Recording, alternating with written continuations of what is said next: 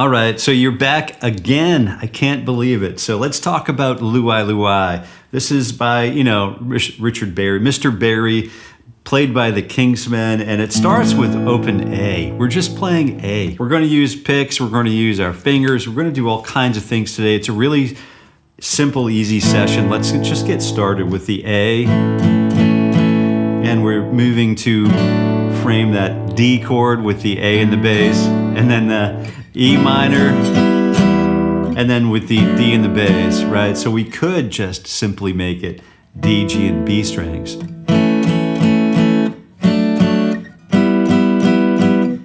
Here's how I'm doing that. It's 2, 2, 2 on the D, G, and B, then 4, 2, 3 on the D, G, and B, and then 5, 4, and 5 on the D, G, and B. So 4, 2, 3, 2, 2, 2, and then. And it really matters how we pick this. I'm just letting my pick fall through the strings, I'm not really forcing anything, just having a grand old time, And then we can put the bass notes in here, and then we can do, probably something like this. Move away from the open position into the bar chord positions.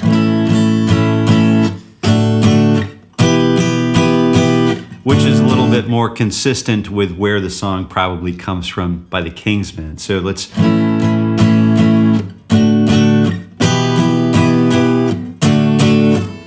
So down, down.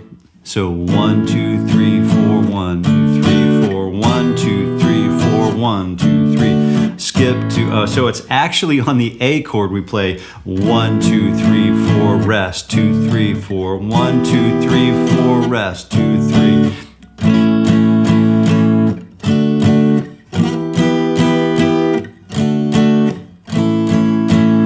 Very cool chord progression. So let's take a look at what happens when we do this with the A in the bass.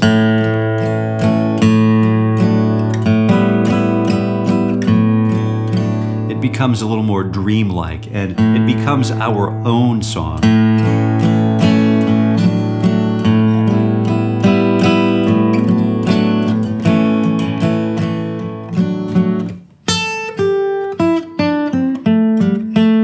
So we have evidence that this also, the melody of the song, when we do the screechy parts, come from the minor pentatonic and blues scale. So let's just cover that quickly. We're starting with 1, 4, 1, 3, 1, 3, 1, 3, 1, 4, 1, 4, and then 4, 1, 4, 1, 3, 1, 3, 1, 3, 1, 4, 1.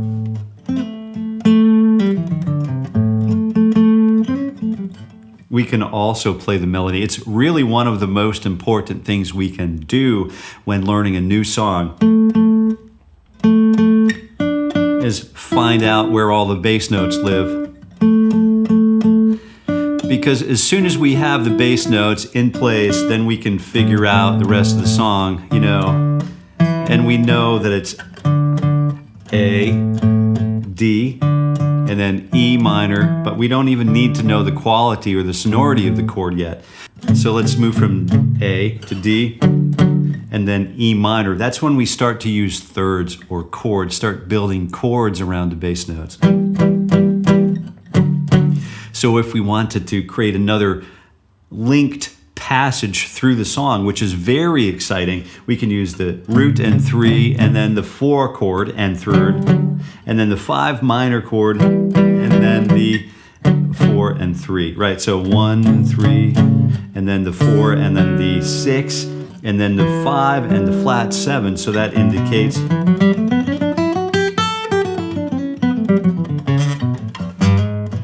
not a major 7 here at all. It indicates the melody, and the chordal harmony of the song indicates that it's I hate to say it, but it's the A Mixolydian mode, right? So we start with 1, 2, 3, 4, 5, 6, flat 7, and 1, and then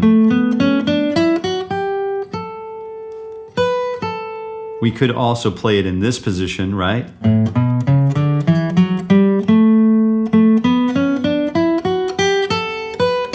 That way we have reach up to and including that the third of the scale, but we omit that flat 7 from playing this in the fourth position with a finger stretch.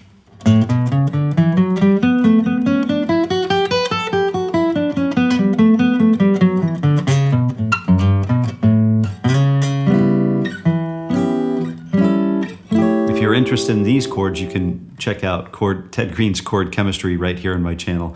That's a deep dive. Go check it out. You'll love it. But anyway, let's take a look.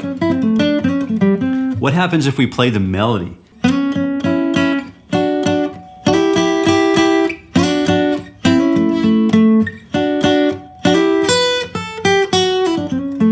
It happens to be like one of the most classic blues guitar lines, American blues guitar lines we've ever played. So let me give you an example.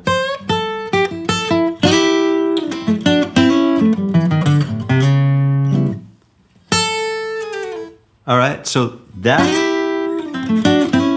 is very familiar, likely it's super familiar to your ears because we've heard it on the radio and from all of our favorite blues guitar players from time immemorial, so since the Delta. And this song is geniusly, brilliantly crafted around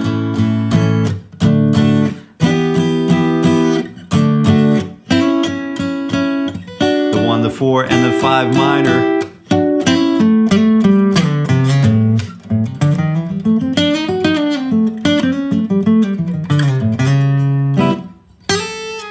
Very cool stuff. So I don't know what else you wanted to talk about, but if you want to stick around, we could also look at this song in terms of David Matthews style, chord voicing. So we have the root, the 5, and then the 3. The fret 5, fret 7 on the E and the A string, skip the D string, grab that G string on fret number 6, so 5, 7, 6, choke everything else out so we don't hear a lick from them, move that same shape up to 5, what is the 4 chord, so D, it's the D, A, and then F sharp, and then back to the A. So now we're going to run into a quick problem here. So when we play that, E minor is going to look like this, where we have to move that major 3, that G sharp, back to G natural. So it's doable, but it's not as comfortable as if we were to do this shape right here, right? But let's take a look. Root 5, root 5, root 5, root 5, and then we keep the same shape. Now if we started down here with root 5, I'm displacing that E note to the E note here on the D string from the A string. So I'm choking the A string out here. Oh. Then I'm moving that same shape up to from position 2 up to position number 7, and then up to 9 with the minor shape, then back to position 7, then back to position 2.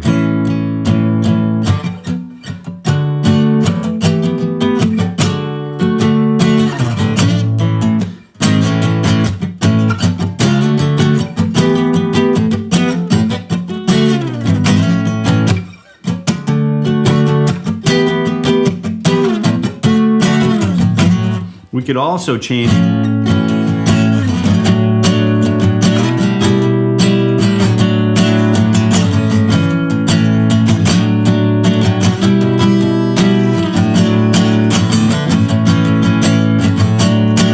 we can also do this kind of chord progression where we keep that, instead of moving that same block shape around, we can actually transition from this shape to this shape. It's like a root 5 chord now with the 5th and the bass. Long story short, it's just awesome voicing. So,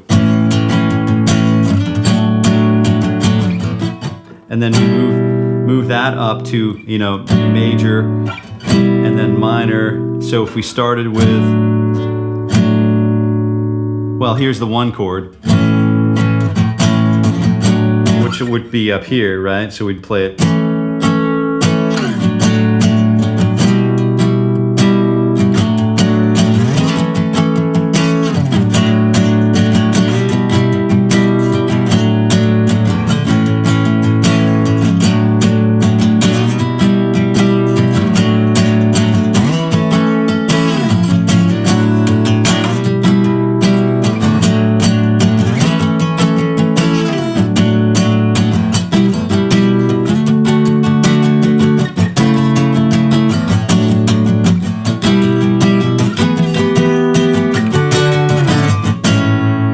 Anyway, just having some fun. Making the song our own is super important, and I hope you enjoyed this session.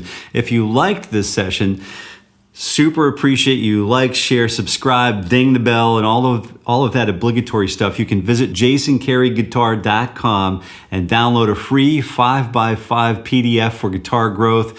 Meet me every weekday morning at 7:30 a.m. right here on this channel, live, for a morning ritual for guitar growth. It's free for the entire year of 2025, so you can go check that out. And if you like this video, you will also like this video right here, and we'll see you in the next one. So adios, amigos, or whatever. Happy picking.